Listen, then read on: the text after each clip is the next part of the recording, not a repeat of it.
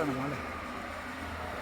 මේ මල තමයි සකුරා කියන මල. අතර මේක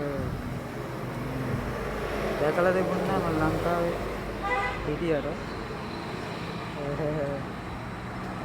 මේ ඔයාලා දකින්නේ බණ්ඩාරගම කැස්බෑව ප්‍රධාන මාර්ගය.